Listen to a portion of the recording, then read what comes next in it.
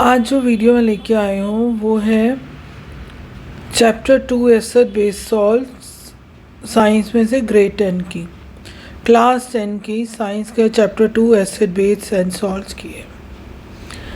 इसका टॉपिक जो यहाँ पे है वो है कि कैसे एसिड बेस रिएक्ट करते हैं एक दूसरे के साथ। यहाँ पे मैंने ना एक छोटी सी एक्टिविटी के थ्रू शो किया है। एक टेस्ट ट्यूब ली है जिसमें डिल्यूट सोडियम हाइड्रोक्साइड लिया है और उसमें कुछ ड्रॉप फिनोल वेथलीन की डाली है। जो बेस होता है वो फिनोल वेथलीन के साथ पिंक कलर शो करता है।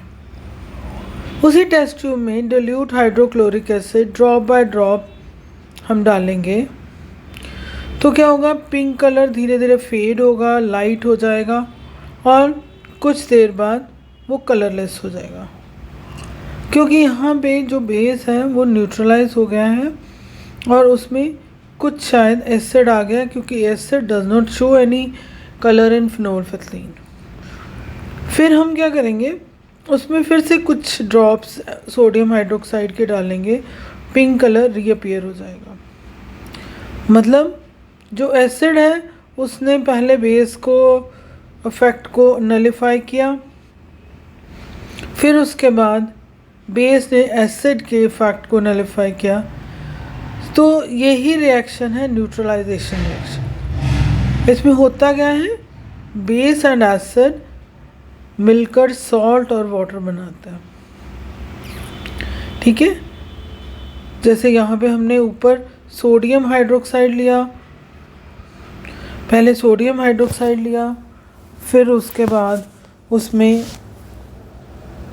HCl डाला, तो क्या हुआ, हमारे पास sodium chloride and water produce हुआ। ठीक है, sodium chloride and water neutral में आ जाते हैं and this is called neutralisation reaction. The reaction between acid base to produce salt and water is called neutralisation reaction. और इन जनरल क्या है, base plus acid give salt and water. इसकी daily life में क्या application है, let us discuss this. जैसे stomach में acidity हो जाती है बहुत ज़्यादा, मतलब एसिड तो वैसे प्रोड्यूस होता ही है HCl डाइजेशन में, और कई बार हम ज़्यादा ऑयली चीज़ें खा लेते हैं या जंक फूड खा लेते हैं तो उससे एसिडिटी हो जाती है।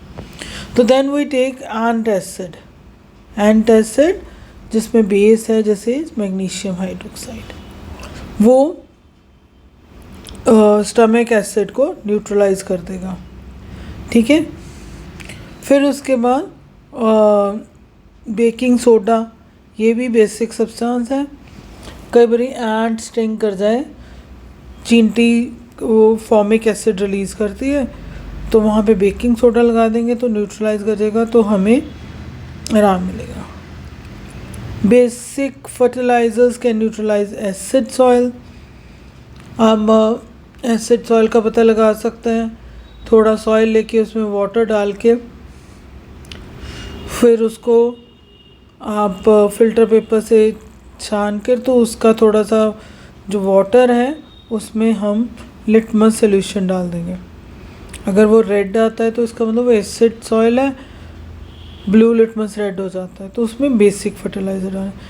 इन द सेम वे अगर बेसिक सॉइल का पता चलता है तो हम उसमें एसिडिक फर्टिलाइज़र डालेंगे ताकि वो न्यूट्रलाइज हो जाए।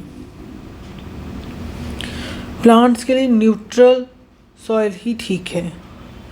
और टूथपेस्ट है, उसमें बेसिक कंपाउंड होना चाहिए, और ज़्यादातर टूथपेस्ट में होता भी है, वो हमारे माउथ के एसिड को न्यूट्रलाइज करता है। अगर माउथ का एसिड न्यूट्रलाइज नहीं होगा उससे हमारे टूथ टिके हो जाएंगे। एक्चुअली क्या है कि कुछ चीज़ें हमारे टीथ पे स्टिक रह जाती हैं, उन पर बैक्टीरिया अटैक करते हैं तो एसिड में चेंज कर देते हैं, उससे टूथ टिके होने का चांस है। If we are using toothpaste containing basic compound, then we can prevent tooth decay. कुछ एग्जांपल भी न्यूट्रलाइजेशन के यहाँ पे मैंने रखे हैं, जैसे HCl पोटेशियम हाइड्रोक्साइड के साथ रिएक्ट करके सॉल्ट बनाना है, potassium chloride and water. Magnesium hydroxide और HCl, ये आपके स्टमक में ही जो एसिडिटी होगी, तो अगर सपोज आप एंटासिड मैग्नीशियम हाइड्रोक्साइड लेते हैं तो मैग्नीशियम क्लोराइड और वाटर प्रोड्यूस हो जाएगा। कैल्शियम हाइड्रोक्साइड में HCl डालते हैं तो calcium chloride and water. Barium hydroxide में नाइट्रिक एसिड तो barium nitrate and water. And HCl को अगर फेरिक हाइड्रोक्साइड में ferric chloride plus water produce होता है। Thank you so much.